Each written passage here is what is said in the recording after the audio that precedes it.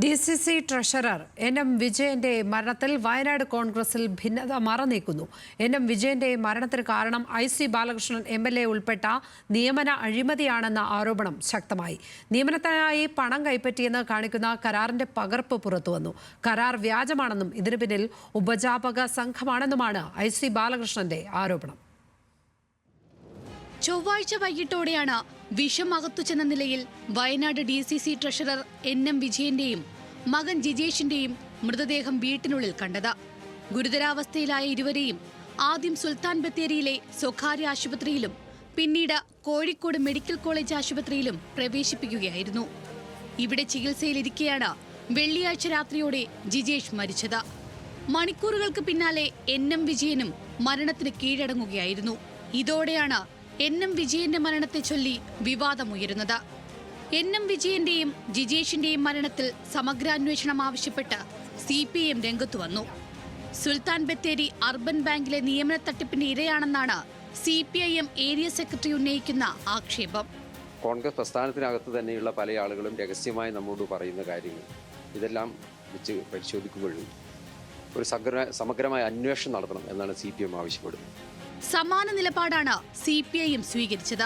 ഏതായാലും ഈ വിഷയത്തിലെ കുറെ ദുരൂഹതകളൊക്കെ പറഞ്ഞു കേൾക്കുന്നുണ്ട്. ഒരു സമഗ്രമായ ഒരു അന്വേഷണം നടത്തണം, അതിന് പിന്നിലുള്ള ദുരൂഹതകൾ മാറ്റണം എന്നുള്ള അഭിപ്രായം ഞങ്ങൾക്കുണ്ട്. ഇതിന് പിന്നാലെയാണ് വയനാട് DCC ട്രഷറർ NM വിജയനും മകനും ജീവനൊടുക്കാൻ കാരണമെന്നാരോപിക്കുന്ന സാമ്പത്തിക ഇടപാടിന്റെ കരാറിന്റെ പകർപ്പ് പുറത്തുവന്നത്.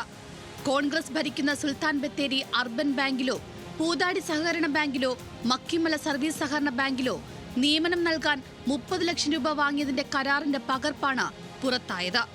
IC ബാലകൃഷ്ണൻ MLA നിർദ്ദേശിച്ചതിനനുസരിച്ചാണ് പണം വാങ്ങി നിയമനം നടത്താൻ സമ്മതിച്ചതെന്ന് കരാറിൽ പറയുന്നത്. 2019 ഒക്ടോബറിൽ ഒപ്പിട്ട കരാറിന്റെ പകർപ്പ് ഉയർത്തിക്കാട്ടിയാണ് ആരോപണം.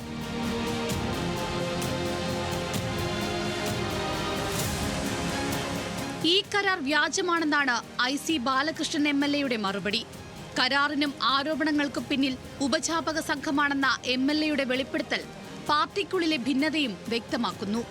സംഭവത്തിൽ SP-ക്കും KPCC പ്രസിഡന്റിനും പരാതി നൽകാനൊരുങ്ങുകയാണ് IC ബാലകൃഷ്ണൻ.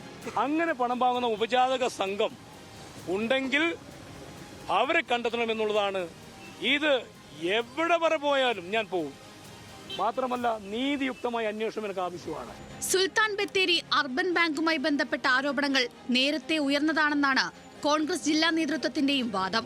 KPCC അന്വേഷിച്ച് ആരോപണം അടിസ്ഥാനരഹിതമാണെന്ന് കണ്ടെത്തിയെന്നും DCC പ്രസിഡന്റ് ND അപ്പച്ചൻ പറഞ്ഞു. ആ വിജയന്റെ പ്രശ്നത്തിൽ അദ്ദേഹത്തിന്റെ മരണപ്പെട്ട സാഹചര്യം ഉണ്ടായിട്ടുണ്ടെങ്കിൽ അത് KPCC തലത്തിൽ അന്വേഷിക്കേണ്ടത്.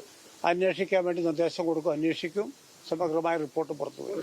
ഇരുവരുടെയും മരണത്തിൽ Sultan Bathery police case register ചെയ്തിട്ടുണ്ട്. സ്വയം ജീവനൊടുക്കാൻ ഇടയാക്കിയ സാഹചര്യം സംബന്ധിച്ച് പോലീസിന് ഇനിയും കൃത്യമായ വിവരം ലഭിച്ചിട്ടില്ല. അസുഖബാധിതനായ മകന്റെ അവസ്ഥയും സാമ്പത്തിക പ്രയാസങ്ങളുമാണ് ആത്മഹത്യയിലേക്ക് നയിച്ചതെന്നാണ് നിഗമനം. ന്യൂസ് മലയാളം, വയനാട്.